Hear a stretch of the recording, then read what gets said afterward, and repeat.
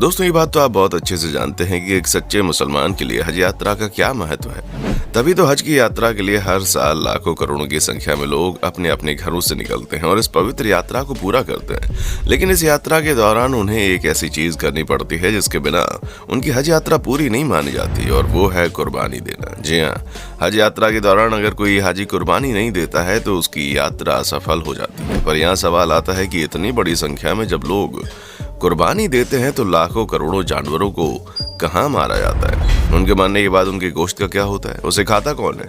कौन अपने साथ ले जाता है? और कैसे इतना बड़ा सिस्टम मैनेज किया जाता है? आज आपको सब कुछ पता चलेगा। बस हमारे साथ इस वीडियो में यूं ही बने रहिए।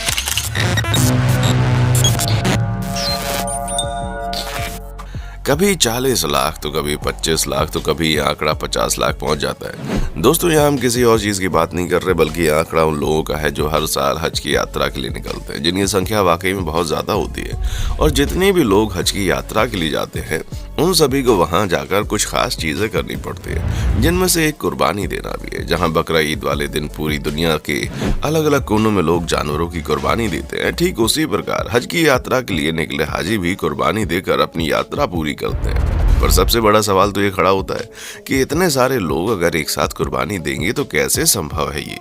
इतनी बड़ी तादाद में लोग हज पर जाते हैं और वो सब कुर्बानी देते हैं, तो फिर वहां तो जानवरों के खून की नदियां बहने लगती होंगी, और इतनी बड़ी तादाद में कटने वाले गोश्त का क्या होता होगा? ऐसे में तो वहां हड्डियों का पहाड़ बन जाता होगा। दोस्तों, इस तरह के सवाल आपके मन में बिल्कुल आना लाजमी है, क्योंकि जब हम तस्वीरों में हज यात्रा के लिए निकले लाखों लोगों की संख्या देखते हैं तो हमें अपनी आंखों पर विश्वास नहीं होता।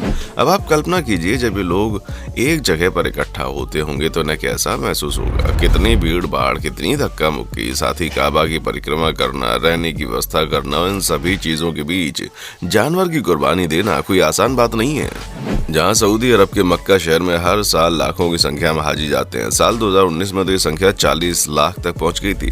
हालांकि महामारी के चलते 2 सालों तक हज यात्रा करने वाले लोगों की कमी देखने को मिली, लेकिन इस साल जब लोगों को हज यात्रा पर जाने का मौका मिला तो उन्होंने रिकॉर्ड तोड़ दिया और बहुत बड़ी संख्या में हाजी मक्का मदीना पहुंचे थे। पर दिक्कत ये होती है कि इतनी बड़ी संख्या में पहुंचा हर एक हाजी कुर्बानी करता है, वो भी अलग अलग जानवरों की। कोई ऊंट की कुर्बानी करता है, तो कोई भेड़ की कुर्बानी, तो कोई बकरी की कुर्बानी करता है, तो कुछ दूसरे जानवरों की भी कुर्बानी करते हैं।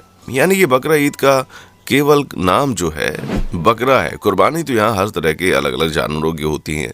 ज्यादातर भेड़, बकरी और ऊंट की लोग कुर्बानी करते हैं। पहले जब लाखों की संख्या में लोग एक साथ कुर्बानी करते थे तो कुर्बानी की जाने वाली जगह पर बहुत ही छीछालेतर मच जाती थी, जिसकी साफ सफाई से लेकर हर एक चीज में काफी समय लगता था। गोश्त भी सही लोगों तक नहीं पहुंच पाता था। लेकिन अब सऊदी अरब की सरकार ने वहां पर की जाने वाली कुर्बानी को लेकर काफी अच्छे कानून बनाए, जिसकी वजह से ना तो पहले की तरह गोश्त की बर्बादी होती है, ना ही गंदगी फैलती है। क्योंकि दोस्तों, जिस समय ईद उल जुहा का वक्त होता है उसी समय हज यात्रा होती है। ऊपर से मक्का शहर का तापमान भी तकरीबन 40 डिग्री सेल्सियस पार कर देने का मतलब कि तपा देने वाली गर्मी वाला हो जाता है। अब इतनी अधिक गर्मी में गोश्त को अगर ऐसे ही रख दिया जाए तो उसे खराब होने में ज्यादा समय नहीं लगेगा। इसी वजह से पहले जब लोग कुर्बानी करते थे तो बहुत जल्दी गोश्त खराब हो जाता था, क्योंकि लंबे समय तक गोश्त को इतनी ज्यादा गर्मी में सुरक्षित बनाए रखना बड़ा मुश्किल था, जिसकी वजह से खराब हो चुके गोश्त को जमीन पर दफन करना पड़ता था या फिर इधर उधर फेंक दिया जाता था, जिससे गंदगी फैलती थी। और इसी काम को आसान करने के लिए सऊदी अरब की सरकार ने इस्लामिक डेवलपमेंट बैंक तैयार किया, जिसका सिर्फ और सिर्फ एक ही मकसद, और वो है कुर्बानी किए हुए जानवरों के गोश्त को सही लोगों तक पहुंचाना। जिसके लिए कुर्बानी का जो ये रिवाज होता है ना, इसे बहुत ही सिस्टमैटिक तरीके से निभाया जाता है। जहां सबसे पहले तो कुर्बानी करने वाले हर एक हाजी को कुर्बानी का पैसा बैंक में जमा कराना होता है, और ये पैसा हाजी अपने चुने हुए जानवर के हिसाब से देता है। जैसे कुछ जानवरों के दाम महंगे होते हैं, कुछ के सस्ते होते हैं, इसलिए आपको किस जानवर की कुर्बानी करना है। जैसे कि अगर किसी को बकरी कुर्बानी करनी है तो वो अपने नाम से इस्लामिक डेवलपमेंट बैंक में बकरे की कुर्बानी का जितना खर्चा होता है वो जमा कर देगा। अगर किसी ऊंट की कुर्बानी करनी है तो वो उस हिसाब से बैंक में पैसा जमा करेगा। पैसा जमा करने के बाद हाजी को एक मैसेज नंबर दिया जाता है।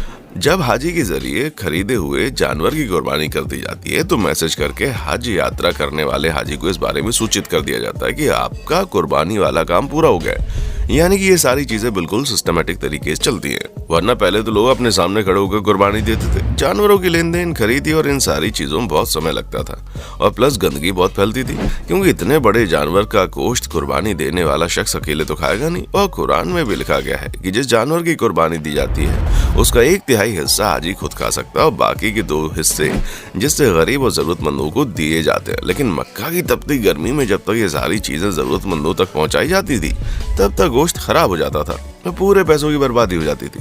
साथ ही किसी भी गरीब का भला नहीं हो पाता था। इन्हीं सारी चीजों को दिमाग में रखते हुए इस बैंकिंग सिस्टम को तैयार किया गया, क्योंकि हाजी को तो जानवर की कुर्बानी देने से मतलब है, फिर चाहे वो उसकी आंखों के सामने हो या फिर कहीं और हो।